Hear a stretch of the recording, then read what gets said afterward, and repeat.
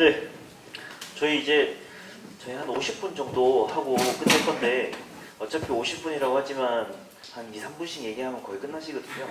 네, 그래서 제가 2분 드리면 항상 4분씩 얘기하실 분들이시기 때문에 간단하게 우리 지금 하는 취지와 함께 자기소개랑 다 같이 해볼 건데 그 전에 우리 앞부분에서 이제 우리가 이렇게 빠르게 변하는 시대에서 네, 우리가 신앙인으로서 가지는 그런 가치관들, 그래서 내 삶의 의미와 원칙이 어떤 걸까 이런 것들에 대해서 우리가 강의를 들어봤었는데요.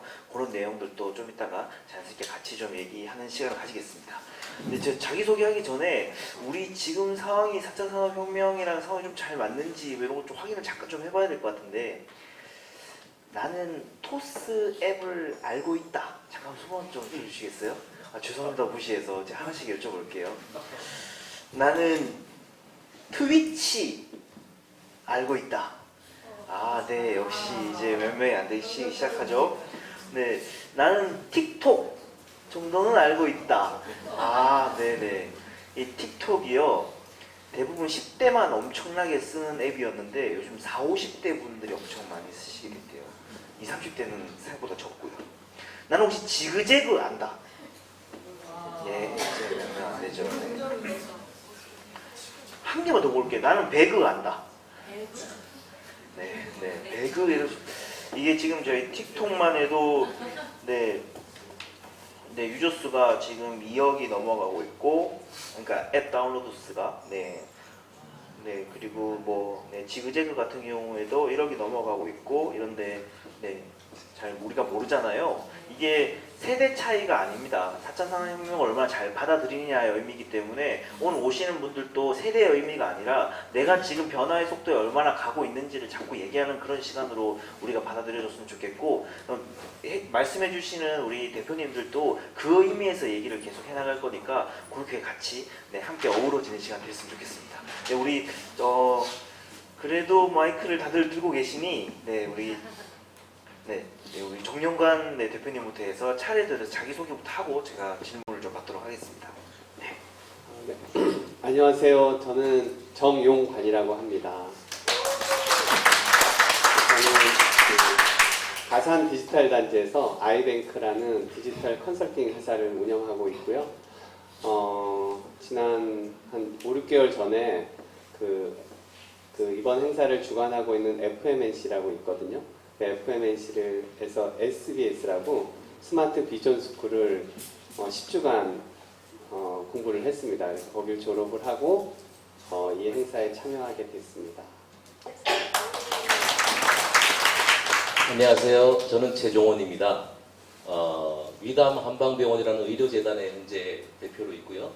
세길과 세일이라는 다음 세대 청년들, 크리스찬 청년들을 교육하는 그런 기관의 대표로 있고요. 옛날에는 LG에 입사해서 LG 히다치라는 IT 회사의 대표이사를 했습니다. 지금 청년들을 이렇게 멘토링하는 일들도 함께 하고 있습니다. 오늘 여러분들과 즐거운 시간을 함께 보내겠습니다. 안녕하세요. 저는 이름이 좀 희한한데요. 백원장입니다. 그 병원의 원장은 아니고요. 이름이 그렇습니다. 저는 애니포인트 미디어라는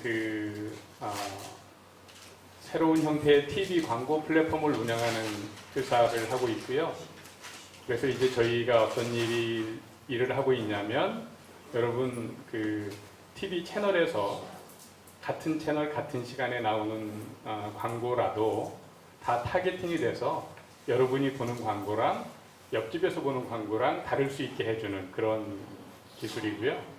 그래서 사실상 TV의 광고를 마치 유튜브 광고처럼 그렇게 만들어주는 그런 플랫폼으로 우리나라에서는 SK하고 LG에서 한 1000만 대 정도 이상의 세탑에 들어가 있고, 인도네시아에 이제 텔콤 인도네시아, 베트남의 비에텔, 그리고 이제 글로벌 시장으로 저희 플랫폼의 사용을 넓히는 그런 일을 하고 있습니다.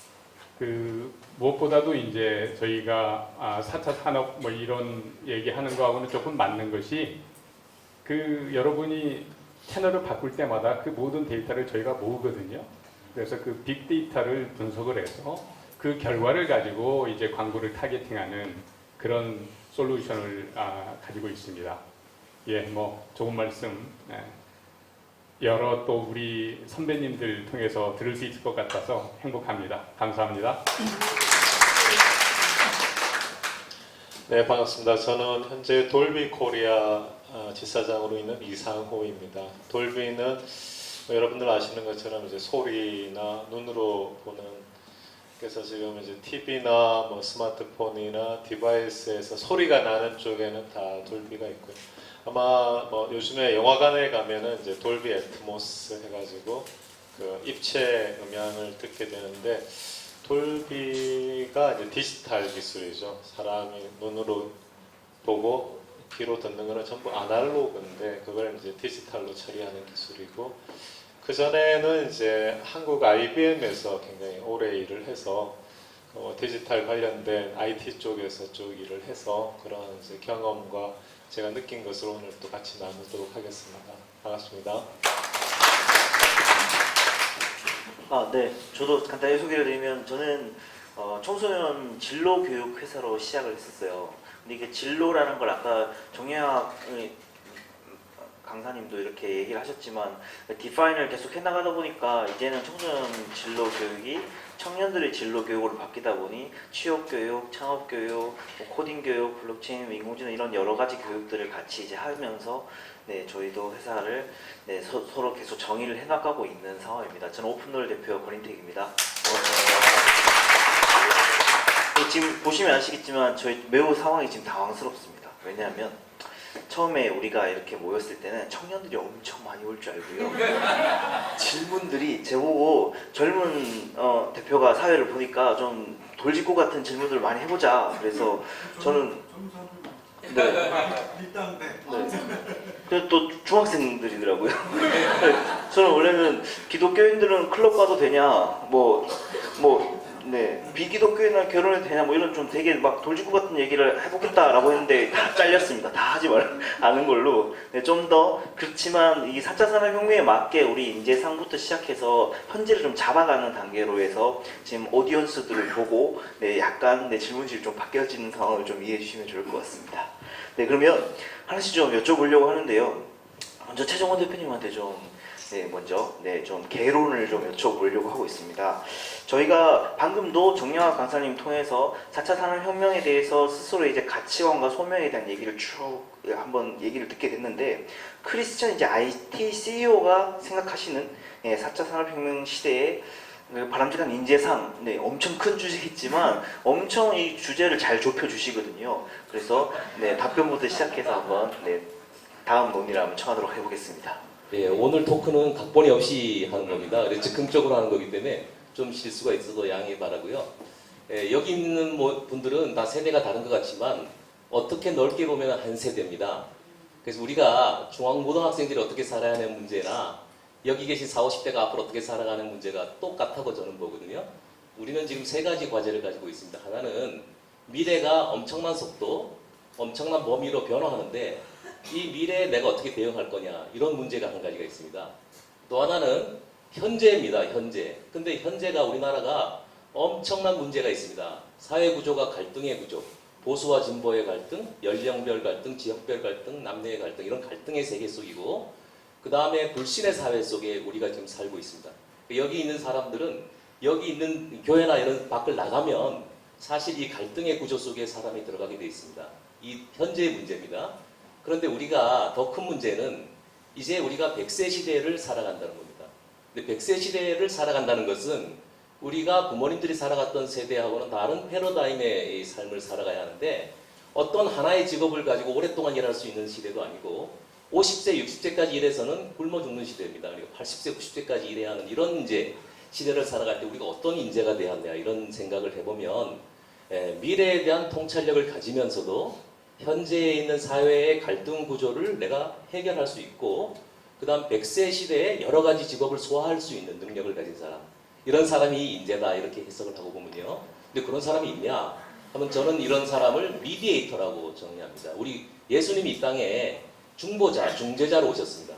가르치시고 치유하시고 또 복음을 전하시고 이런 일들을 하셨는데, 우리 여기 있는 세대들이 어떤 전문성을 가지고 자기 일을 한다는 것도 중요하지만 이 갈등 구조의 사회 속에서 화목하게 만들고 또 미래에 대한 기술과 산업을 연결할 수 있는 통찰력을 가지고 이렇게 오랫동안 다양한 직업을 융합하고 연결할 수 있는 이런 종류의 사람들이 미디에이터가 아닌가. 그래서 과거에는 T자형 인재, A자형 인재, 뭐 멀티플레이어 이런 사람들이 인재였다면 미래는 좋은 인성을 가지고 사회를 화목하고 평화롭게 시키는 이런 미디에이터가 인재가 아니겠는가. 그런 사람이 앞으로 중요한 일들을 하지 않겠는가 이렇게 생각합니다. 너무 어려워요. 제가 좀 더 디테일하게 질문을 좀 해보도록 하겠습니다. 대표님은 제가 봤을 때 미디에이터라는 걸 직접 이렇게 우리는 전혀 아는 분이라 이 상황이 좀 쉽지만 좀 더 디테일하게 여쭤볼 수 있을 것 같거든요. 대표님이 갖고 계신 직업이 좀 많이 있을 것 같기 때문에 그 얘기를 좀 해주시면 좋을 것 같습니다. 어려웠죠, 좀. 이론이 정비가 돼야지 진실한 믿음을 가질 수 있습니다. 제가 30년간 한 직장, 한 직업만 가졌습니다. 그래서 제가 LG에 입사해서 LG다지 대표이사가 되기까지 오직 IT에서 30년간 일해서 신입사원에서 사장이 됐는데 퇴임한 지 제가 지금 4년이 됐습니다. 4년. 4년 동안에 제가 한 12가지의 일을 지금 현재 하고 있습니다. 그러니까 어떻게 30년간 일을 했는데 최근 4년 사이에 10몇 개의 직업을 갖겠냐. 제가 방송도 하고 있고요. 한방병원에 가서 지금 일하고 있고 바이오 회사의 대표를 하고 있고 또 이제 국가의 정보전략위원회와 국무총리 산하의 일도 하고 있고 뭐 등등등등 선교단체 일도 하고 있고 장학재단 일도 하고 있고 이런 일을 하게 됐습니다. 근데 저도 몰랐어요. 아 이게 왜 그럴까 할 때 저한테는 DNA가 있었습니다. 제가 어떤 사람과 사람을 연결한다거나 공동체와 공동체를 연결한다거나 또 하나님과 다른 사람을 연결하는 그러한 연결의 미디에이터적인 인자가 저한테 있다 보니까 지금 제 나이가 60인데요. 56세부터 60세 사이에 10개의 직업을 새롭게 갖게 되는 이런 변화가 있었습니다. 제가 이랬다면 여기에 계신 분들의 앞으로 10년, 20년 후에는 여러분들은 정말 저보다도 다양한 직업을 가지게 될 거고요. 미국의 어떤 연구기관에 의하면 지금 태어나는 세대들은 평생 76개의 직업을 갖게 될 거다 이런 예측을 하고 있습니다. 그래서 여러분들의 아마 세대에는 그런 미디에이터적인 인재가 되면 다양한 직업을 가지고 평생 일할 수 있는 그런 인재가 되지 않을까 이렇게 생각합니다. 진짜 중요한 얘기 해주셨죠. 4차 산업혁명의 바람직한 인재상 얘기를 하실 때 제일 중요한 얘기가 이제는 한 직장이 없어졌다. 네. 우리 중학생 분들이 직업을 할 때는 76개를 가진다는 지금 얘기를 하셨어요. 네. 직업이 76개가 되는 상황이 지금은 상상이 안 될 수 있지만 진짜 그런 상황이 많이 된다면 우리도 이 살아온 이렇게 장인들이시잖아요. 이렇게 30년 동안 이렇게 한 직장을 해오시다가 이 지금 세대가 바뀌는 거에 가장 빠르게 적응을 많이 하고 계신 분들이니까 우리가 같이 들어볼 수 있는 얘기였던 것 같습니다. 근데 저 이 질문은 다 같이 한번 드리고 시작해야 될 것 같아서 모두에게 한번 좀 여쭤보도록 하겠습니다. 변현양 대표님이 뭔가 마이크를 들려고 하시길래 저는 이상호 대표님한테 먼저 네, 아무 생각 없이는 분한테 해야 좀 적나라한 얘기가 나올 것 같아서 먼저 좀 드리겠습니다. 네. 질문이 뭐였죠? 4차 산업혁명의 바람직한 인재상은 어떻게 구현이 될까에 대해서. 네. 글쎄요, 이렇게 직업하고 관련해서 인재상을 생각해 보면 이제 직업을 뜻하는 영어 단어를 보면 이제 잡이 있죠, 잡. 근데 이제 또 프로페션도 있어요. 프로페션도 직업이라고 번역이 되고 이제 보케이션 또 이제 직업이라고 돼 있죠. 그래서 세 가지가 비슷한 것 같지만 조금 다른데 잡은 현재 내가 뭔가 일을 하면서 경제적인 그러니까 돈을 버는 일인 거죠. 프로페션은 이제 아마추어 할 때 내가 가진 전문성, 능력과 관계되는 거죠. 이제 보케이션은 뭔가 이게 보컬, 이렇게 부르심을 받다, 이렇게 나의 어떤 이제 하나님 안에서의 사명이라든지 소명과 관계되는 쪽이죠. 그래서 이 세 가지가 같을 수도 있지만 다 다를 수가 있거든요. 그러니까 이제 인재상이라고 했었을 때는 이제 하나님께서 하나님의 형상대로 지으시고 나에게 달란트와 능력을 주셔서 적성이 있어서 내가 다른 사람보다 뭔가 특별히 잘하는 그러니까 프로와 같은 아마추어가 아닌 프로와 같은 이제 능력이 있지만 이제 잡은 다를 수가 있는 거죠. 그래서 내가 굉장히 그림을 잘 그리지만 현재 어려워서 잡은 요리사를 할 수도 있는 거고, 요리가 나의 프로페션이지만 아니면 이제 뭐 배우나 연극이 나의 프로페션이지만 직업은 잠깐 뭐 운전을 할 수도 있는.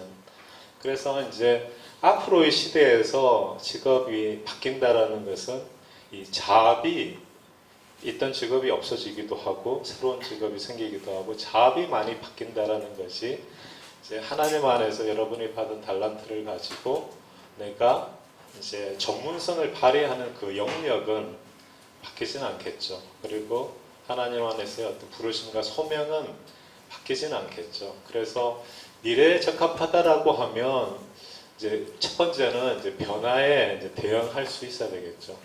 기본적으로 보면은 이제 큰 변화뿐만 아니라 우리 청년들이나 젊은 청년들이 작은 변화도 일단은 많이 거부하는 게 많은데, 조금 변화에 오픈돼서 변화를 대응하고 또 계속해서 이제 두 번째는 이제 배워가야 되는 거죠. 저희 때는 대학의 전공을 하나를 가지고 20-30년을 살았지만 앞으로는 5년마다 계속 또 새로운 전공을 공부해 가야 될 수도 있고, 그러면서 이제 제일 중요한 거는 나의 강점을 어떻게 차별화해서 전문성을 발휘할 것인가. 그래서 그 부분에서 이제 소명과 연결이 되면 좋을 것 같아요. 네, 저희 예상이 한치도 변함없이 2분 얘기한다고 하면 4분 36초를 얘기해 주시는 일이 생겼는데, 네, 두 분께도 하지만 그래도 좀 2분씩 좀 얘기해 주실 수 있게 좀 부탁을 드려보겠습니다. 네, 정영환 대표님도. 네. 저는 이렇게 전문적으로는 잘 모르지만 제 경험상으로, 제가 회사를 운영하기 때문에 제 경험상으로 좀 말씀을 드리자면, 특히 그 요즘 새로 입사하는 그 젊은 신입 사원들은 본인이 누려야 되는 그 권리를 굉장히 강조합니다. 그거와 좀 반비례해서 본인들이 해야 될 의무는 상당히 좀 중요하게 생각하지 않는 것 같아요. 근데 이제 일을 또 직장 생활을 하든지 아니면 공부를 하든지 학교 생활을 하든지 다 마찬가지인데, 항상 자기에게 주어진 의무 이외에 다른 일들이 발생을 할 수가 있는 거예요. 예를 들자면 저는 이제 회사의 신입사원으로 디자이너라는 뭐 직업이든지 아니 그런 직책을 가진 신입사원이 입사를 했는데, 복도에 박스가 하나 이렇게 떨어져 있는 거예요. 그 박스가 떨어져 있는 거를 누군가는 치워야 돼요. 그 박스를. 근데 보면은 이거는 나는 디자이너고 나는 프로그래머고 나는 개발자이기 때문에 이건 내 일이 아니야. 나는 이걸 위해서 회사에 입사한 게 아니야. 그렇지만 누군가는 그걸 치워야 되는 사람이 있는 거거든요. 근데 저는 그 전문적으로 막 앞으로 미래 인재상 이런 거는 잘 모르겠지만 굉장히 이타적인 삶을 좀 살아야지 앞으로 미래에 살아남을 수 있다. 그 누군가는 그 박스를 치움으로써, 근데 그게 한 번 치우는 게 아니라 계속 치우게 되면 어떤 일들이 발생을 하게 되냐면, 누군가는 그 사람이 그걸 치운 것을 기억합니다. 그리고 그 사람이 그 직원의 팀장이 될 수도 있고 회사의 대표도 될 수 있거든요. 반드시 지금은 어떤 커다란 변화가 있지 않지만 미래 시간이 지나게 되면은 반드시 그 하나의 수고, 이타적인 삶이 반드시 결과로 이어질 수 있을 거라고 믿습니다. 그래서 앞으로의 그 미래의 인재상은 이타적인 삶을 사는 사람이 성공할 수 있는 확률이 좀 더 높다, 이렇게 저는 말씀드리고 싶습니다. 네, 이게 되게 유명한 일화 있죠. 중국의 텐센트에서. 네, 중국 텐센트에서 사람이 딱 들어오자마자 얼굴 딱 보고 합격 나가세요 그랬어요. 그래서 네 하고 나갔는데, 알고 보니까 거기 들어오는 동안에 쓰레기통에 휴지들 놔두고 그냥 지나쳐서 들어오는 사람이랑 각자 주워서 주는 사람이랑 비교해서 그 인성으로 뽑았다는. 네, 지금 불과 이거 1-2년 전에 이 얘기가 아직도 통용되는 거 보면 이타적인 상황들에 대한 건 정말 변함없는 얘기인 것 같습니다. 네, 백원장 대표님은 준비를 많이 하셨을 것 같아서 딴 걸 들어보려고 하겠습니다. 네. 죄송합니다. 제가 오늘 백원현 대표님 되게 기대를 많이 하거든요. 제가 아는 백원현 대표님이 제 최근에 강의를 한번 들어봤는데 엄청 신앙에 대해서 이렇게 논리적으로 얘기하실 수 있구나를 되게 많이 얘기를 들었던 분이라서 저희가 직업을 택할 때 이렇게 취업, 창업 이런 것들도 고민이 되게 많은 상황도 있고 이제 제2의 인생을 또 해주셔야 되는 분들도 많이 계실 것 같은데 지금 상황에서 이렇게 변화가 많은 상황에서는 직업을 택할 때 뭐를 기준으로 좀 많이 봐야 될까? 혹은 취업이나 창업이나 이런 쪽으로 봤을 때는 어떤 쪽이 좀 나을까? 이런 거에 대해서도 좀 답변을 좀 주시면 좋을 것 같습니다. 이건 뭐 그냥 일률적인 그 얘기를 할 수는 없을 것 같고요. 저는 사실은 거의 3년 이상을 한 직장에서 머물러 본 적이 없을 정도로 계속 바꿨습니다. 그러다가 이제 공부를 하고 이제 30쯤 될 때 미국 대학에서 이제 교수가 됐는데 그리고 또 한국에 들어와서 교수로 들어왔거든요. 근데 이거 너무 재미없다. 이렇게 살아서는 안 되겠다 해서 40 되기 전에 이제 하고 싶은 사업을 해보겠다 해서 교수를 사표를 내고 그러니까 그게 이제 그 당시에 다 미쳤다고 했거든요. 사표를 내고 이제 그 기업을 시작하고 이제 거의 20년 돼가는데요.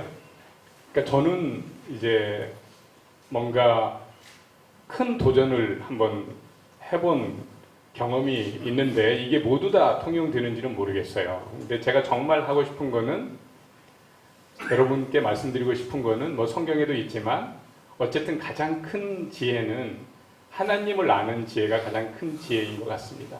그래서 하나님을 정말 더 계속 깊게 알도록 노력하고 그럼 하나님을 알려고 하는 그 노력이 하나님과의 관계가 맺어지게 되고 그러면 하나님께서 우리의 길을 인도하신다. 다양한 방법으로 그렇게 믿고 있습니다. 예, 저도 정말 어려운 객관적으로 보면 말도 안 되는 상황이었지만 그 시절이 사실은 제가 하나님과 깊은 교제를 하고 있을 때는 전혀 어렵지가 않았어요.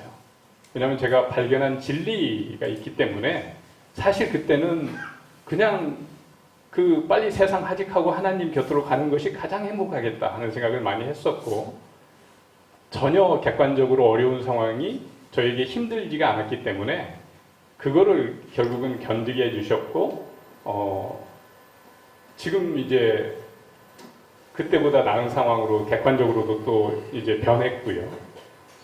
근데 세상에 아마 빠져 있었다면 그때 원래 제 성격 같으면 제가 하나님을 몰랐다면 아마 극단적인 선택을 하고 말지 않았을까. 예를 들면 뭐 자살이라든지 이런 것들. 그래서 지금 젊었을 때 정말 하나님을 깊게 아는 그런 그 친구들이 되면 그 전체 인생이 하나님과 동행하는 인생이 되지 않을까 이렇게 생각합니다.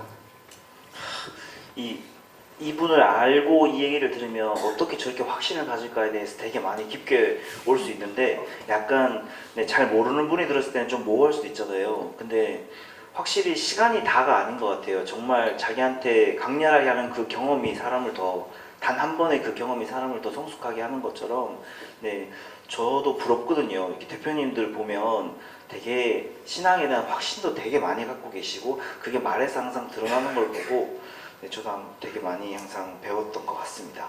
그러면 자연스럽게 그렇게 강렬한 경험을 많이 갖고 계셨던 우리 백원장 대표님이 이제 본인은 한번 했으니 다음으로는 또 한참 후에 오겠지 싶을 것 같아서 다시 한번 또 질문을 좀 같이 좀 드려보려고 하는데요. 저희가 결혼을 요즘 거의 대부분 많이 안 하는 상황들이 되게 많이 생겼습니다, 사실. 저희 직원들도 그 여성 직원의 한 70%는 비혼을 선언을 하더라고요. 그래서 정말 이게 처음에는 삶이 힘들어서 혹시 그런가 했는데 왜 결혼을 해야 될까? 자연스럽게 그러다 보니까 신앙적으로도 왜 내가 이렇게 신앙을 굳이 가져야 될까에 대한 질문이 같이 나오기 시작하길래요.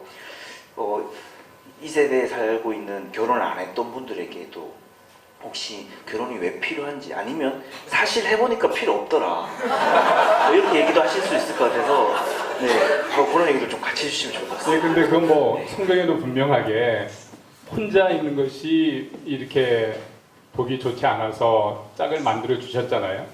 근데 저는 정말 결혼을 잘해서 대박난 케이스인데요. 왜냐하면 제가 어렴풋이 하나님을 알다가 세상 풍조를 접하고 완전히 세상에 빠졌거든요. 그래서 뭐 1년에 성탄절 예배나 참석하는 수준, 그건 가정의 평화를 위해서. 그러다가 이제 사업이 어려워지고 하니까 어떻게 보면 만약에 저희 아내가 믿지 않는 사람이었으면 그때 이제 저한테 많은 불만을 얘기할 수도 있고 그랬을 텐데, 저는 그렇게 세상에 빠져 있을 때도 아내는 굳건히 더 오히려 기도하는 사람이 됐고요. 그 아내의 기도가 제가 다시 하나님을 이렇게 진지하게 생각하게 하는 계기가 됐거든요. 그래서 결국은 다시 결국 하나님을 저는 찾을 수 있었고요. 그런 걸로 보면 결혼이라는 것은 결국 인생에 있어서 가장 중요한 신앙의 동반자를 만나는 것이고, 그냥 인간적인 친구이기도 하고, 어차피 혼자 설 수는 없습니다. 그러니까 저는 정말 결혼을 했으면 좋겠고, 그리고 결혼할 때는 반드시 그 믿음의 배우자를 만나면 좋겠다, 그런 생각입니다. 네, 최종원 대표님 또 결혼 너무 잘한 케이스 같아서 듣기가 좀 싫고요, 지금은. 네, 농담이고요. 네, 그 결혼에 대한 얘기들을 최종원 대표님한테도 좀 여쭤보고 싶습니다. 네. 이게 참, 제가 대학교 1학년 때 한 여자를 만났는데, 그 여자랑 26살에 이제 결혼을 했습니다. 결혼을 했는데, 제가 이제 부모님이 다 돌아가시고 너무 결혼을 하고 싶어서 했는데, 문제는 군대도 안 갔다 왔고 직업도 없은 단계에서 결혼을 했어요. 그래서 아무것도 돈도 없고 집도 없고 뭐 직업도 없고, 그래서 처갓집에 방 한 칸을 얻어서 들어가서 살았고, 그리고 군대를 갔고 애를 낳고, 근데 의료보험이 없더라고요, 저한테. 그래서 얼른 취직을 한 직장이 LG전자였고, 거기 잠깐 들어갔다가 딴 데로 갈려 했는데 30년을 다녔고 사장이 됐어요. 그런데 결혼이 필요하나 안 하냐라고 하는데, 사실 요새 결혼이라는 개념이 자기가 강할 때 보면은 거추장스럽다라는 영향이 있을 텐데, 우리 백 원장님이 말씀해 주셨다시피 인생에 가장 필요한 것이 가장 친한 친구, 동반자인 것 같아요. 그래서 결국은 아내가 저한테 신앙을 갖게 해줬고, 대부분이 그렇잖아요, 집마다, 그죠? 그리고 제가 신앙이 약해질 때마다 기도원에 데려갔고, 제가 직장을 다니다가 그만두고 싶을 때 만두가게를 차리고 싶을 때가 있었거든요. 당신은 적성이 거기에 맞지 않다 해서 직장을 계속 다니게 해줬고, 지금도 흔들리면 아내가 저를 잡아주고, 그러니까 인생의 가장 확실한 동반자를 내가 얻을 수 있다 라는 의미에서 아내만큼 좋은 대상자가 없는 것 같아요. 그래서 저는 결혼 빨리 해라, 그리고 아내와 되게 가정을 이뤄서 가정 예배를 드릴 수 있는 가정을 빨리 만들면 사회적으로 성공해야겠다는 동기부여도 가족이 있어야지 더 강한 것 같아요. 먹고 즐기기 위해서 돈을 벌 거냐, 가족을 위해서 내가 우리 가족 공동체를 살리기 위해서 자손을 위해서 살 거냐, 이런 의미에 따라 삶이 바뀐다고 생각합니다. 저도 결혼에 대해서 한마디 하고 싶습니다. 반대 의견 내실 거면 하시고, 아니면 반대하시지 않습니까? 반대 아닙니다. 아닙니까? 네, 알겠습니다. 해도 될까요? 네네. 제가 다른 건 사실 이제 주위에서 결혼 생활 잘하는 분들도 보고 또 잘 안 돼서 이렇게 헤어진 분들도 보는데, 확실히 이제 이 나이쯤 돼서 이렇게 결혼이라는 걸 생각을 해보면, 결혼은 이게 헤어질 때, 이혼은 사랑이 식어서 헤어지는 게 아닙니다.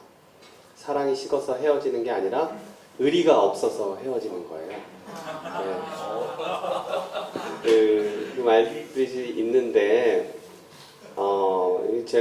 저도 이제 직장 생활하고 또 사회생활 하면서 와이프하고 결혼할 때는 엄청 사랑해서 결혼을 했지만, 시간이 좀 지나면서는 많은 사실 방황도 했었고 또 사회적으로 많은 사람들을 많이 만났는데, 요즘 와서는 와이프가 제일 친한 친구예요.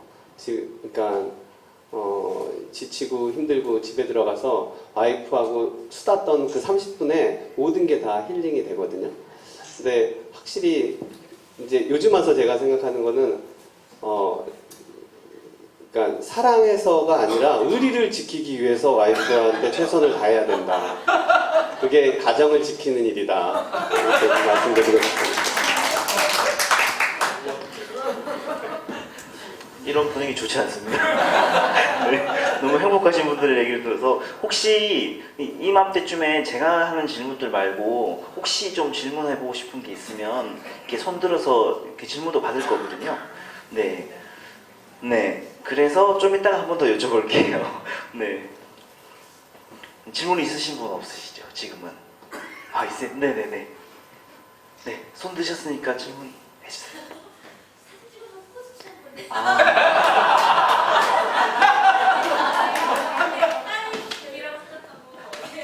질문 드리겠습니다.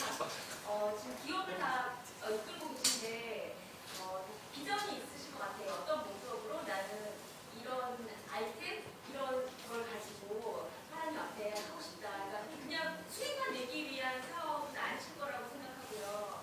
하나님 주신 뭐 구체적인 말씀이나 어떤 이 세상을 향해서 어떤 내가 이런 서비스를 하나님의 그런 관점에서 제공하고 싶다 이런 게 있다면 어떤 게 있는지 궁금합니다. 네, 요거는 한번 자발적으로 해주시면 좋을 것 같은데요, 이상호 대표님. 네. 그래서 먼저 이제 아까 잡으로 직업으로 하게 되면은 이제 뭐 저도 가족을 부양해야 되니까 생계를 해야 되고 또 그러기 위해서는 매년 회사의 여러 가지 영업 목표나 성장 목표도 해야 되는데 또 크리스찬으로서 보면은 그러니까 뭐 하나님의 영광을 구하고 뭐 이웃을 사랑하고 영향력을 끼치고 싶은 그런 마음이 있죠. 그래서 풀타임 사역자는 아니지만은 평신도 사역자라는 개념으로 보면 항상 꾸며는 그러니까 양날개 크리스찬이 되면 좋겠다. 그래서 이제 날기 위해서는 두 개의 날개가 필요한데, 그래서 하나는 이제 영성 부분에서 하나님 앞에서 이제 바로 쓰는 것이 필요하겠고, 또 하나는 이제 직업인으로서 그 전문성의 날개가 있으면 좋죠. 근데 이제 영성과 전문성이 같이 있을 때에 세상에서의 영향력이 더 극대화되는 것 같아요. 그래서 저희는 이제 또 IT 쪽에서 일하지만 IT만을 열심히 하는 것이 아니라 IT를 통해서 세상에 뭔가 소금과 빛의 역할을 할 수 있고 뭔가 이웃을 사랑하고 또 저 같은 경우는 특히 이제 청년 때에 예수님을 만났으니까 지금 굉장히 이제 어려움이 많고 저희는 이제 취직의 걱정은 별로 없는 산업화 시대에 자랐는데 요즘 청년들은 뭐가 일자리도 없고 뭔가 꿈과 비전을 갖기가 힘든 그러니까 결혼도 좋으면 좋은 모델이 많으면 안 할 이유가 없겠죠. 근데 좋지만 그 과정에서 너무 힘든 과정들이 많고 어려움들이 많다 보니까 자꾸 좋은 것들을 포기하는 그래서 그 청년과 대학생들을 좀 멘토링하고 코칭하고 도우면 좋겠다.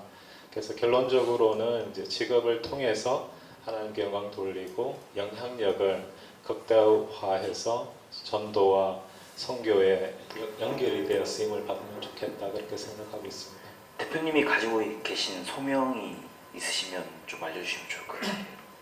소명은 이제 광범위해서 이렇게 얘기하기는 힘든데 제가 이제 하나님의 부르심이라는 관점으로 해서 자꾸 소원이 생기고 관심이 생기는 것이 아마 저의 개인적인 이제 소명일 거라고 보는데 저는 이제 대학생 때 캠퍼스에서 전도를 받고 이렇게 예수님을 만나게 된 은혜가 너무 커서 또 그냥 일반적으로 이제 교회에 가서 이렇게 예배를 드리면서 이렇게 예수님을 만나기가 어려운데 이제 선배 목자님이 굉장히 장기간 동안 이렇게 1대1로 성경을 가르치고 성경을 배우면서 특별한 은혜를 받았었기 때문에 그 받은 바 은혜를 갖다가 좀 다시 되돌려 갚아야 되겠다라는 생각을 해보면은 또 여전히 이제 청년 대학생들을 돕는 거에 마음이 많이 가고 또 그래서 이제 그 교회에서도 이제 대학부 목자들 돕는 또 회사 내에서도 좀 청년들 주니어들에 대한 멘토링, 코칭 이런 쪽을 많이 하는데 예, 그쪽에 대해서 조금 이제 개인적인 부르심이 있다고 생각합니다. 되게 현실적인 소명이어야 되잖아요. 우리가 소명이라고 받았지만 우리 현실에서 이거 끝까지 지켜나가기 힘든 상황들이 많이 생길 텐데 좀 정영환 대표님한테도 여쭤보고 싶었어요. 사실은 사업을 하나 해 나가시면서도 IT 선교사로서의 비전도 되게 많이 갖고 계신데 실제로 해외에 그렇게 IT 선교사로서의 어떤 비전을 갖고 있으면서 사업을 영위할 때 어떤 소명이 가져야 될지 아니면 현실적으로 좀 어려웠던 상황들이 어떤 게 있었을지 이런 것도 좀 알려주시면 좋을 것 같습니다. IT 선교사가요? 네. 사실 거기까지는 제가 지금 못 나가고 있고요. 솔직히 말씀드리면 그렇지만 이제 제가 좀 생각을 좀 해보니까 이 나이를 먹는다는 거, 이 어린아이와 같지 않다는 거, 어린아이가 사실은 하나님 나라에 들어가기 훨씬 쉽죠. 이 나이가 먹는다는 거는 사실은 경험이 쌓인다는 거거든요. 경험이 쌓인다는 거는 사실 어떤 기준이 만들어진다는 거예요. 근데 이게 좋을 수도 있고 나쁠 수도 있어요. 잘 생각해 보시면. 근데 이 기준이 만들어진다는 거는 굉장히 사람을 취사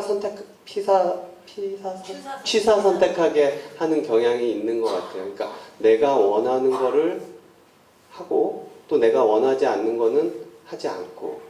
근데 하나님께서 저희한테 주시는 그 마음은 조금 사실은 많은 제가 받아들일 수 없는 것들도 많이 요청을 하세요. 우리 지금 젊은 친구들은 지금 이 말이 무슨 말인지 잘 모를 수도 있는데 시간이 지나 보면은 아마 기도를 해보면 반드시 내가 원하는 것만 하나님께서 요청하는 게 아니라 내가 원하지 않는 그 힘든 길 그런 것도 많이 요청을 하게 되는데 경험이라는 나이가 많이 든다는 것 이런 거는 그 기준 때문에 제가 그거를 감히 선택하기가 너무나 어려운 거예요. 근데 더군다나 그 선교의 길을 간다? 이거는 지금 사실 굉장히 저한테도 솔직히 어려운 일이고 그렇지만은 제가 또 좀 경험해 본 바에 의하면은 그러니까 제가 뭔가 계획을 한다든지 그런 게 잘 된 게 거의 없고 근데 그냥 그런 것들을 순종하고 따라갈 때 굉장히 힘들기는 하지만 거기서 주는 또 기쁨이 있고 배움이 있는 것 같아요. 그래서 제가 사실 이 고백을 여기서 해도 되는지 잘 모르겠지만 그 FMNC에 그렇게 오래된 사람이 아니거든요. 저는 여기 굉장히 짧게 한 5개월 정도 전에 그전에는 사실 이런 단체가 있는지도 몰랐습니다. 몰랐고 여기 계신 우리 그 4분 사장, 5분 사장님과 아까 발표해 주신 우리 정영학 대표님 그리고 여기 이수정 대표님, 이효승 대표님 다 저희 그 솔리데오라는 대한민국 IT CEO 크리스찬 모임의 멤버들이거든요.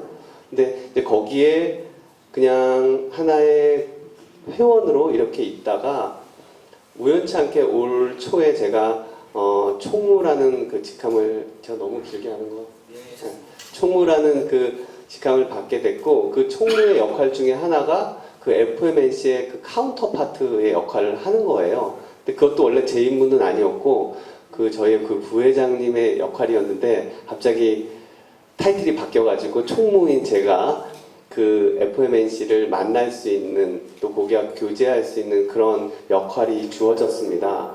근데 그 주어지고 만나다 보니까 이 선교, 스마트 선교 이런 거에 대한 강의가 FMNC에 있었어요. 그리고 그 강의를 들어보라고 하는 권유가 저한테 있었고 근데 그런 것들이 사실 사회생활 하다 보면 굉장히 바쁘잖아요. 만날 사람도 많고 시간을 내기도 어려운데 10주간의 코스였는데 사실 하기 싫었어요.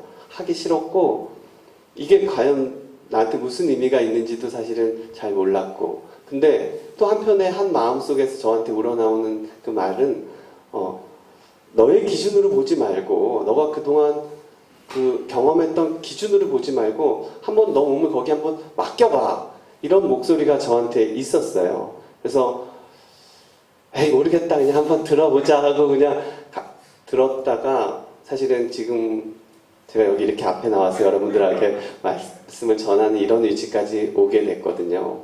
근데 아무튼 저는 여러분들한테 좀 말씀드리고 싶은 거는 여러분들이 나이가 많든 적든 특히 나이가 조금 많은 분들은 경험이 많이 쌓였다는 거고 또 어떻게 보면 그게 보수적인 거일 수도 있는데 더 하나님의 나라에 들어가기 힘들어졌다라고 생각하시면 딱 맞을 것 같아요.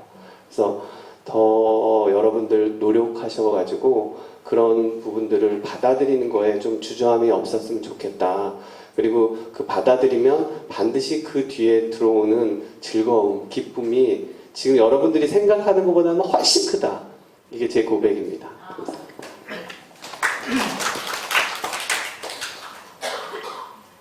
네, 혹시 질문을 그래도 또 좀 받아보는 시간을 가져보려고 하는데 좋아요. 네, 선물을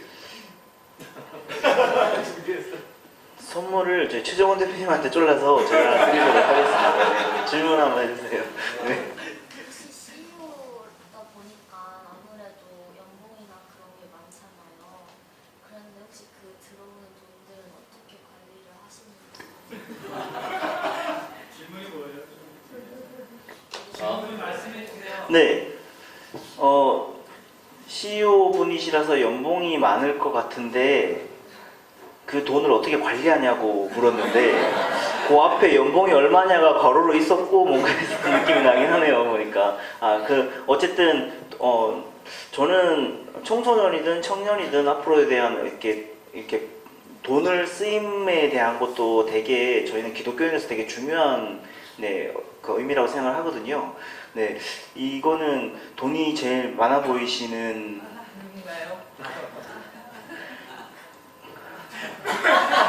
원래 이렇게 하면 한 번씩 저한테 눈치를 주시면서 본인이 하시겠다 그러는데 저를 쳐다보질 않으시네요. 네, 그래도 우리 최정원 선생님이 선물을 주신다 그러셨으니까 대답을 좀 해주시면 좋을 것 같습니다. 이건 제일 자신 없는 답인데 돈은 아내에게 맡게 하는데 제가 평생 제가 관리했습니다. 근데 제가 가장 제 성격이 아까 미디에이터 얘기도 했는데 제 성격의 특징은 뭐냐면 나누어 주는 거를 되게 좋아해요. 그래서 아내한테 맡겼으면 좀 남았을 텐데 제가 직접 관리를 하는 통에 지금 남아있는 건 별로 없습니다. 네. 직장 다닐 때는 제가 하나님 믿기 전에는 급여를 가지고 일부만 집에 갖다 주고 직원들 술 사주고 뭐 이렇게 놀러 다니고 이웃가도 가고 이런 데 많이 썼다가 제가 이제 하나님을 믿게 난 다음부터는 교회에 많이 가져가기 시작하다가 최근에 와서는 다음 세대들을 위한 일들 또 선교사님을 돕는 일들 이런 데 많이 합니다. 그래서 다시 제가 직장을 그만두고 또 돈을 못 벌게 되면 많은 선교사님들이 수입이 끊기기 때문에 하나님께 계속해서 돈을 벌 수 있도록 이렇게 기도를 하면서 다니고 있습니다. 이야, 정말 대단하십니다. 박수 한번 부탁드릴게요. 네, 요쯤에서 우리 백원장 대표님한테도 이렇게 좋은 얘기 해주셨는데 그 다음이 부담스러우시겠지만 백원장 대표님 혹시 이렇게 CEO가 되고 나서 이게 크리스천으로서도 있겠지만 이 수입에 대한 이렇게 관리는 어떻게 되는 건지 한번 대답해 주시면 좋을 것 같습니다. 그 모든 수입의 관리는 저는 100% 아내에게 맡깁니다. 그러니까 저는 얼마 전까지만 하더라도 모바일 뱅킹 나오기 전에는 인터넷 뱅킹도 할 수가 없었어요. 왜냐하면 저는 매킨토시를 항상 쓰는데 지금도 한 30년 전부터 그걸로는 우리나라에서 인터넷 뱅킹을 못해요. 그러니까 뭐 그냥 철저하게 다 그냥 맡겨버리고요. 그 용돈을 좀 받아 쓰는 그런 그리고 제가 이제 다른 그 일부 강연이라든지 이제 이런 정도 수준에서 그냥 조금 그 생색을 내고 그리고 이제 아까 말씀하신 어떤 헌금이나 뭐 이런 기부나 이런 것들은 이제 같이 상의해서 하고 그렇습니다. 그러나 그냥 뭐 집안 살림이나 이런 거는 저는 아무것도 모릅니다. 정말 아무것도 모릅니다. 뭐 어른들의 생일 이런 것도 집사람이 아내가 일주일 전부터 이제 저한테 계속 얘기를 해야 이게 기억할 수 있을 정도입니다. 이렇게 하시는 게 훨씬 좋습니다. 돈 관리는 아내에게 맡겨라. 네. 그리고 강의비만 비자금으로 좀 갖고 있겠다. 그렇게 하신다고 제가 네, 지금 들었습니다.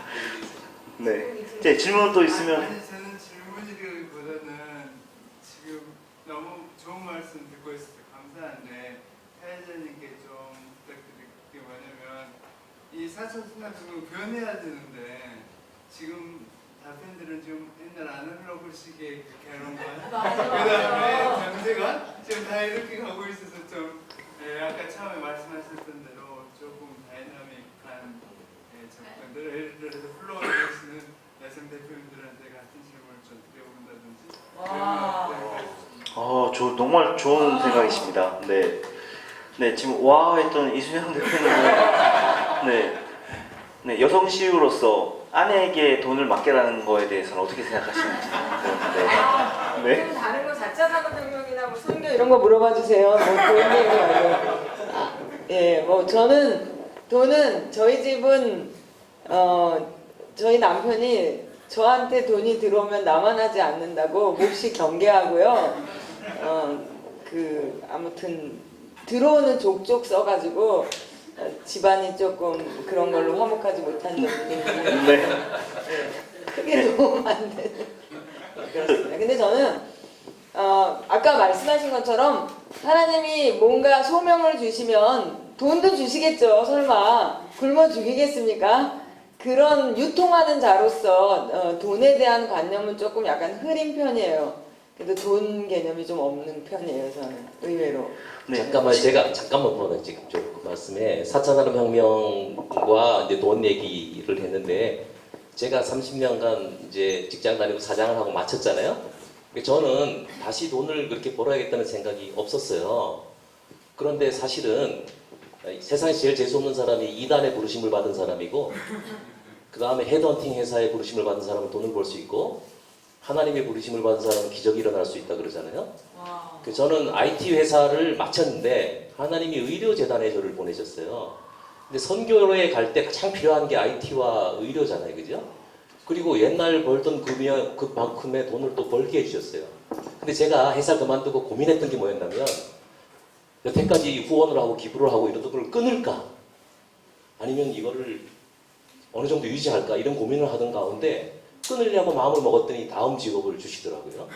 그런데 4차 산업혁명 시대의 키워드라는 게 연결과 융합과 공유입니다.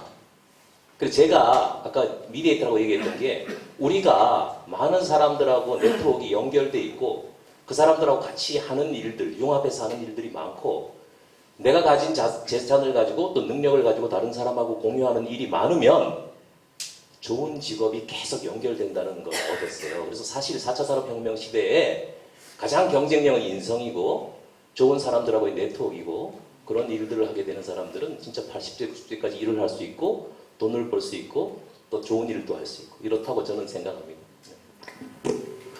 네. 그 질문들이 아까 두 분이 손 드셨었는데 아까 제일 먼저 손 드신 분도 하고 한번 부탁드려볼게요. 네.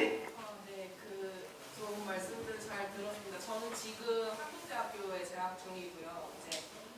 이제 이야기 들으면서 다른 분들이 전부 다 이제 다음 세대를 위한 일들을 준비하고 계시다라는 이야기를 되게 많이 해주셨습니다. 근데 사실 제가 정말로 대학교에서 그리고 또 다음 세대를 바라보면서 느끼기에 다음 세대는 정말 기준이 없는 세대라는 생각을 굉장히 많이 하게 되고 또 4차 산업혁명을 직접 몸으로 겪으면서 자라온 세대이기 때문에 생각하는 가치관 자체가 굉장히 내 중심적이고 내 감정이 먼저 되고 그러니까 기독교에서 제시하는 절대적인 기준이라는 게 받아들여지지가 않는 걸 굉장히 많이 발견하게 되었거든요. 혹시 그런 관점에서 봤을 때 이제 다음 세대를 위해서 준비하고 계시다라는 말이 어떤 걸 준비를 하고 계시다는 뜻인지 사실 이해가 잘 되지 않아서 그 부분에 대해서 여쭤보고 싶었어요. 네, 저희가 예상한 질문이랑 매우 똑같은 게 딱 나와서 너무 좋고 원래 타깃이 저런 청년들이었거든요. 원래 질문지들이 너무 좋은 질문을 해줬고 이제 레파토리가 정상으로 돌아오고 있습니다. 네. 그러니까 하나님이 없다고 말하는 사람에게 좀 일침을 가할 수 있고 4차 산업혁명으로서 봤을 때 말씀드린 다음 세대를 위해서 어떤 것들을 해야 되는지에 대해서 네, 제가 오늘 백원장 대표님만 보고 계속 오늘 하겠다고 말씀드려서 네, 백원장 대표님한테 먼저 한번 질문 좀 드려놓겠습니다. 네. 일단 그 베드로전서 3장 15절에 보면 우리가 가지고 있는 소망에 대해서 묻는 자들에게 항상 답할 것을 준비하라. 답하되 온유함으로, 친절함으로 always be prepared to give an answer 이렇게 돼 있죠. 정말 그게 필요한 것 같아요. 너무나 아까 말씀하셨던 포스트 모더니즘 말씀하신 것처럼 절대적인 기준이 있다는 것을 젊은 세대가 받아들이지 않잖아요. 세상에 미신처럼 취급해버리고 또라이들이나 이 교회에 다니는 걸로 알고 저도 의심이 들어오고 그럴 때 그랬거든요. 그때 저는 사실은 좋은 신앙의 선배들을 접하게 됐는데 C.S. 루이스 같은 분이 저한테 굉장히 좋았고요. 구체적으로 그 두 가지 책을 말씀드리자면 순전한 기독교라는 책하고 기적이라는 책이 있습니다. 그리고 지금 몇 달 전에 타기하신 노만 가이슬러 같은 분의 책 그리고 한 분만 더 든다면 옥스퍼드 대학의 교수이신 잔 레녹스 이런 분들의 너무나 좋은 책들이 있어요. 그런 책들을 읽게 되면 아마도 하나님이 계시지 않다 이렇게 믿는 게 훨씬 힘든 일이라는 것을 깨닫게 될 거예요. 우리가 눈을 이렇게 돌아보면 모든 것이 정말 하나님을 증거하고 있다는 것을 깨닫게 될 거예요. 그래서 지금 저에게 어떤 소명이 있다면 이런 하나님께서는 우리에게 아까 말씀하신 신명기 말씀도 있고 마태복음 말씀에도 있는데 결국 우리의 지, 정, 의 모든 것을 사용해서 하나님을 찾으라. 그러면 너희가 나를 찾게 될 것이다. 이렇게 말씀하셨잖아요. 근데 너무 이제 현실적으로 일어나는 것들은 보면 감정이라든지 우리의 의지를 많이 강조하지 지식적인 부분을 그렇게 많이 말씀하시는 경우는 많지는 않은 것 같아요. 근데 청년들 그리고 조금 이성적으로 생각하기를 좋아하는 사람들에게는 반드시 이성적인 지식적인 접근이 저는 필요하다고 보고 그렇게 그 부분만 좀 강화된다고 하면 우리나라에서도 특히 대학생이 되면서 교회를 떠나는 것이 많이 줄어든다고 봅니다. 그래서 저는 사실은 그쪽에 이제 사실 소명의식을 갖고 있었고요. 너무나 행복한 것은 아까 말씀하셨던 크리스천 IT CEO 모임인 솔리데오 안에 들어와 보니까 그런 비슷한 소명을 가지고 계신 분들을 제가 지금 발견하게 됐어요. 그래서 저희는 이제는 예를 들어서 구체적으로는 예를 들어서 아까 노만 가이슬러의 I don't have enough faith to be an atheist 이런 책들이 있는데 번역이 안 돼 있어요. 너무 읽기 쉽고 그 책만 읽어도 제가 볼 땐 젊은이들은 아주 행복해할 것 같거든요. 그러니까 그런 책을 번역하는 거라든지 예를 들어서 또 그런 말씀들을 잘 하실 수 있는 부분들을 저희가 경제적으로 후원하는 것이라든지 또는 미국의 베리타스 포럼이 지금 전체 아이비 리그에 순회하면서 되고 있는데 그 베리타스 포럼이 열리는 하버드든 뭐든 이런 대학 강당들이 꽉꽉 들어찹니다. 우리나라 대학에서도 그런 형태의 어떤 순회 강연들이 좀 활발하게 이루어졌으면 좋겠다라는 생각. 얼마 전에는 이게 고대에서 집회를 했어요. 거기에 이제 김재홍 교수님 이제 세포를 연구하시는 분이시거든요. 이제 그분 많이 도와주시고 하셔서 이렇게 열렸는데 그런 것들이 좀 더 많이 일어나서 이 기독교가 지성하고 절대 상충되는 것이 아니라 고민하면 할수록 이거는 기독교의 진리, 기독교에서 얘기하는 것이 진리다라는 것을 받아들일 수밖에 없다. 그렇게 될 것 같아요. 그런 어떤 사역을 특히 젊은 층을 중심으로 해서 벌려 나가는 것이 지금 저희 몇몇 사람들의 구체적인 어떤 목표가 됐습니다. 잠깐 보조하면 한동대교에서 오셨다 그랬죠? 우리가 제가 세길과 세일 대표를 맡고 있는데 이번 그 여름에 지난 여름에 한동대학교 김기호 교수님을 모시고 기독교 변증법에 대해서 3일간 10회에 걸쳐서 2시간씩 강의를 10회 하면 합하면 20시간이잖아요, 그죠? 그렇게 해서 크리스찬 청년들을 불러다가 한 곳에서 합숙을 하면서 3일간 기독교 변증법에 대한 강의를 하셨는데 우리나라에서 이제 김기호 교수님 같은 분들이 지금 우리 백 원장님 말씀하셨듯이 최근에 젊은이들은 변증법에 의해서 궁금한 사항들을 물었을 때 거기에 대한 충분하게 납득할 수 있는 이해가 되고 나서야 믿음이 이제 자라난다 그래요. 그래서 그런 노력들, 그런 것들을 한동대학 김기호 교수님하고 같이 하고 있습니다. 네. 혹시 다른 분 얘기해 주실 분 있으세요?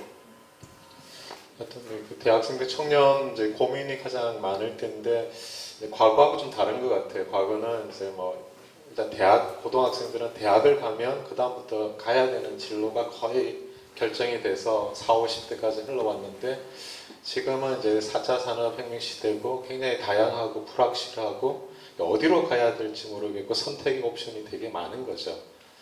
성경적으로 보면 이제 아브라함이 굉장히 익숙했던 본토 친척 아비 집을 떠나가지고 약속의 땅으로 가는데 어디로 가야 되는지를 모르는 그런 상황하고 되게 비슷한 것 같아요.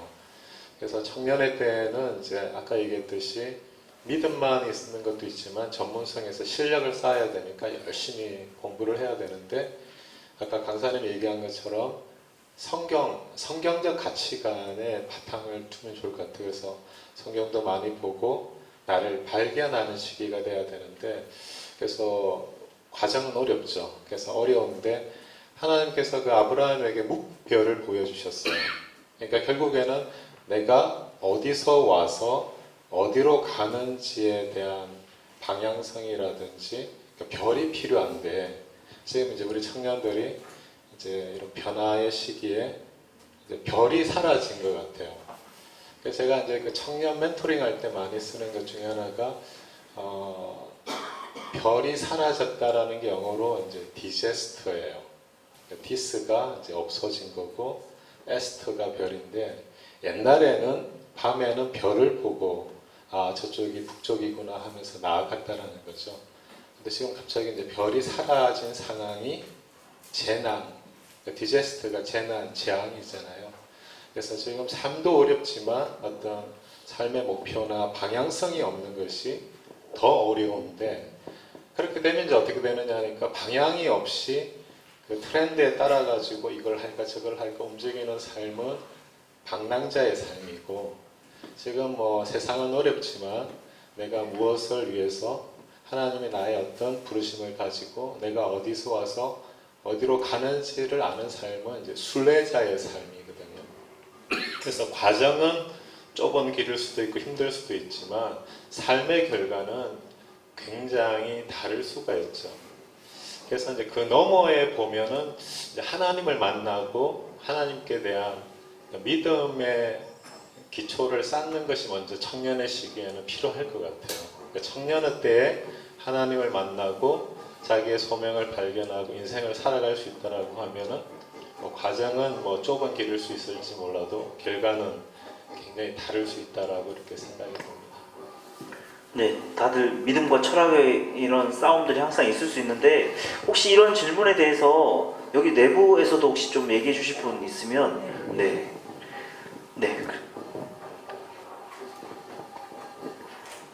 뭐 제가 아까 학생이시니까 이 얘기를 드리고 싶어요. 저 같은 경우는 미국에 80년대 어렵게 유학을 가서 공부하다가 박사를 끝내지 않았어요. 왜냐하면 하다 보니까 너무 힘들고 딴 길이 너무 많은 거예요. 그럼 굳이 뭐 내가 이거 이렇게 해? 또 제가 조금 이게 달란트가 좀 있었던 것 같아요. 그러다 보니까 왔는데 제가 왜 오늘 가치관 이야기를 했는가? 저는 젊은 분들이 가치관에 대해서 생각해야 된다고 생각합니다. 왜냐하면 가치관이란 무엇이냐? 무엇이 옳고 무엇이 그른가에 대한 판단 기준이에요. 근데 가치관이라는 개념은 너무 어려워요. 그래서 인류의 모든 사람들이 도대체 나의 삶, 나는 누구지를 찾다 보면 길을 잃어버리는 거예요. 그러니까 거기서 딱 끝나면 아 이건 신의 영역이야, 버렸던 영역이죠. 근데 중요한 것은 사람이 내가 멀리 보이는 무엇이 있을 때 그것을 향해서 가려고 하는 마음이 있어요. 근데 멀리 보이는 거, 우리 이상호 사장님 말씀하신 것처럼 멀리 보이는 것이 없어지면 내 주위만을 보게 돼 있어요. 자, 내 주위만을 볼 때 주위가 너무 휩쓸리면 그거 따라갈 수밖에 없어요. 하지만 멀리 보이는 것이 있을 때는 사람들은 이렇더라도 내가 어디로 가야 되는 방향성을 갖고 갈 수 있다는 거죠. 가치관이라고 하는 것은 바로 그런 것 같아요. 그러니까 요새 젊은이들이 너무 혼돈스러운 시대에 살고 있어요. 모든 것이 변하고 있으니까. 그렇다면은 저는 딱 하나 부탁드리고 싶은 게, 저도 아직 못 찾았지만 자기에 대해서 질문해야 된다. 나는 누구지? 난 도대체 왜 살지? 이 상황을 어떻게 가야지? 저렇게 휘쓸리는데 나의 인생의 목표는 뭐지? 그래서 가치관을 설명할 때 이렇게 얘기하는 걸 가장 쉽게 얘기해요. 사명, 나의 인생의 목적은 무엇인가를 얘기할 때 북극성. 북극성은 만질 수가 없어요. 보이긴 보이지만. 우리가 물질적으로 갈 수 있는 건 북극성에서 가장 가까운 에베레스트 산이 되겠죠. 지구에서 가장 높은 곳. 그렇다면 우리는 난 에베레스트를 갈 거야. 왜? 북극성에서 가장 가까운 곳이기 때문에. 그렇다면 내가 지금 에베레스트를 가려면 나는 지금 무엇을 해야 될 것인가? 장비를 갖추고 체력을 갖추고 돈을 모으고 거기까지 가야 되니까 등등. 그게 있느냐가 나의 삶이 바뀐다는 거죠. 그러니까 요새 젊은이들은 아예 가치관 고리타분한 얘기야. 근데 더 중요한 것은 자신에 대한 질문에서 시작해야 된다는 거죠. 어디서 시작하냐? 나는 누구지? 나는 언제 기쁘지? 나는 언제 슬프지? 나는 왜 이런 행동을 하지? 나는 왜 내가 저게 좋다고 생각하지? 그런 질문을 하다 보면 길을 잃을 때가 나올 것이고, 그 길을 잃는 그것에 성경이 그 길에 물꼬를 틔워줄 거라는 생각을 해봅니다. 그래서 자기 자신한테 질문하는 삶을 살아야 된다. 이게 특히 우리나라는 이 부분에서 길을 많이 잃고 있다는 생각을 많이 합니다. 조금 도움이 되셨으면 좋겠습니다. 네, 마지막 질문을 한번 받아보려고 하는데요. 네, 말씀해 주세요. 마지막 질문이라 좋은 질문이었어요. 아까 여러분의 얘기를 들으니까 제가 해야 되는 질문에 대한 답이 어느 정도 일부 된 것 같다는 생각이 들어요. 그리고 가치관에 대한 말씀 지금 너무 중요한 얘기 해주셨는데, 사실은 저는 하나님을 알기 전에 그 말씀을 고민하다가 하나님을 알고부터 모든 문제가 해결되는 거거든요. 제 안에 있는 것들이. 저는 IT 전문가는 아닙니다. 그러나 지난번 IT 미션 컨퍼런스에 왔었고, 그랬던 이유가 다음 세대와 관심이 있는 사람이에요. 그래서 왔어요. 듣다 보니까 세상이 굉장히 빠르게 변화한다고 하셨고, 그리고 이 변화는 분명히 하나님께 준비하셨다고 하셨고, 이 준비 하나님께서 허락하신 이 4차 산업혁명, 디지털 전환하는 이 시대라면 분명히 하나님이 일하시는 것 가운데 또 사단이 또 일할 거고, 이 엄청난 세대에 나는 그러면 어떻게 이겨내야 되지? 라는 고민이 됩니다. 어떻게 이겨야 되지? 그걸 넘어서 그러면 내가 이겨낼 뿐만이 아니라 이걸 이용해서 어떻게 세상 가운데 지금 얘기하는 부분을 전할까를 고민을 하게 된단 말이에요. 그래서 어쩌면 지금 들어야 되는 아이들이 지금 나가버렸어요. 지금 아까. 그런데 그러면 지금 그럼 나는 무엇을 해야 될까? 무엇을 준비해야 될까라는 고민을 하게 됩니다. 그게 저도 될 수 있고, 아니면 저는 더 깊이 가서 아까 대학생 친구도 될 수 있고, 사실은 그 고민을, 그 답을 얻어야 되는 세대는 죄송한데 대학교 위로 넘어가도 좀 늦다고 생각해요. 지금 중학교, 고등학교, 초등, 중학교, 고등학교 무엇을 해야 될까? 그래서 질문 드리는 것이, 만약에 지금 이 급변하는 세대에 어쩌면 지금 내가 초등학생이라면, 아니면 중학생이라면, 고등학생이라면 무엇을 준비하시겠냐는 거죠. 무엇을 하시겠습니까? 그게 원론적인 얘기도 될 수 있을 것 같고요. 아니면 꿀팁 같은 것도 될 수 있을 것 같은데. 네, 마지막 질문으로 너무 좋은 질문 주신 것 같은데 박수 한번 부탁드리겠습니다.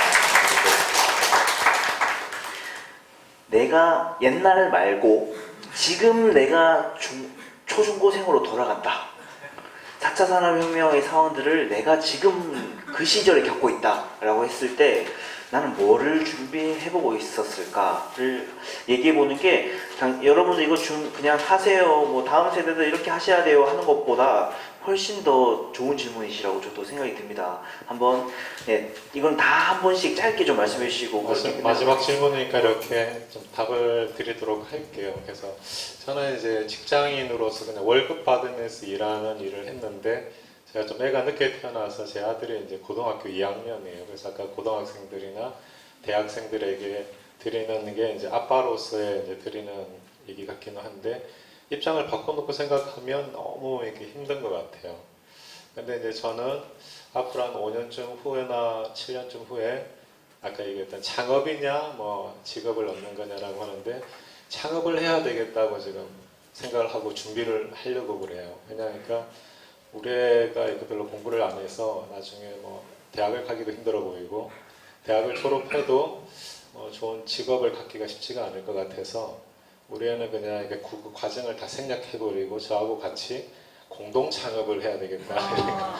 우리 애를 위해서 회사를 하나 창업을 해야 되겠다고 생각하는데 그럼 그때 필요한 것이 뭐냐면 아까 우리 청년한테 자신을 좀 많이 발견해야 된다고 했지만 조금 넓히면 사람들을 이해하는 게 되게 필요한 것 같아요. 사람들을 이해할수록 사람들의 필요를 이해하게 되면 그러면 이제 그 필요를 채우는 것이 비즈니스가 되면 이제 가치가 만들어지면 돈은 따라오게 돼 있거든요. 그래서 이제 4차 산업혁명에서 힘든 거는 뭐냐면 기존의 잡들이 많이 없어진다는 거죠. 그리고 새로운 작업이 어떤 일이 생길 것인가 하는 건데 아이러니하게도 없어지는 작업은 디지털 기술로 대체되는 것들이 없어지는 건데 새로 생기는 작업은 보면 오히려 아날로그적인 거나 휴먼 터치와 관계되는 직업들이 많이 생겨요. 왜냐하면 이제 그게 사람의 본질이잖아요. 사람의 필요는 안 바뀌니까.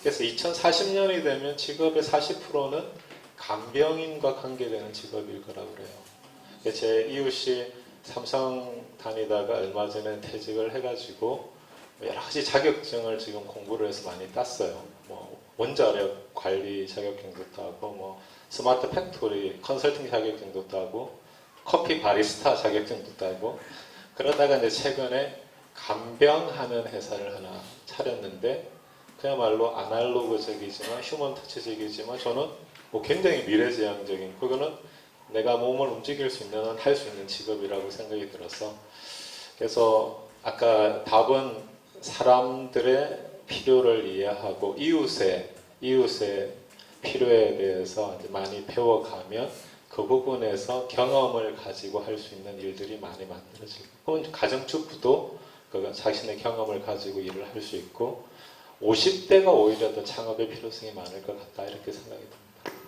네, 박수 한번 부탁드리겠습니다.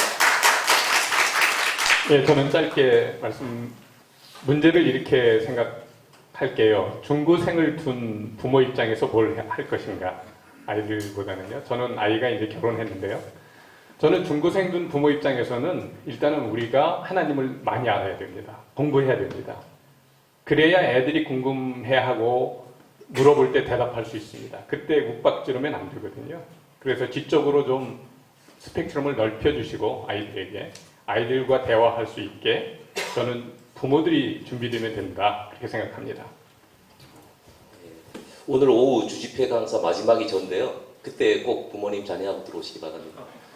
예, 저도 제 자녀를 위해서 두 가지를 하고 있습니다. 구체적인 액션으로는 매년 가족들이 선교 여행을 한 번씩 갑니다. 꼭 네팔에 갑니다. 그래서 지금 8년째 가고 있는데 아빠는 왜 유럽은 한 번도 안 가고 맨날 네팔만 가냐 이렇게 하는데 우리나라보다 문화적으로 떨어져 있고 어려운 나라에 가서 얘가 느끼고 오게끔 하는 활동을 하나 해주고 있고, 또 하나 활동은 50살에 애한테 장학재단을 차려주기 위한 제가 적금을 들어주고 있어요. 그래서 너는 무슨 일을 하든지 50살에는 재단 이사장이 되게 돼 있으니까 그 재단을 어떻게 경영할지를 네가 계속 연구해라.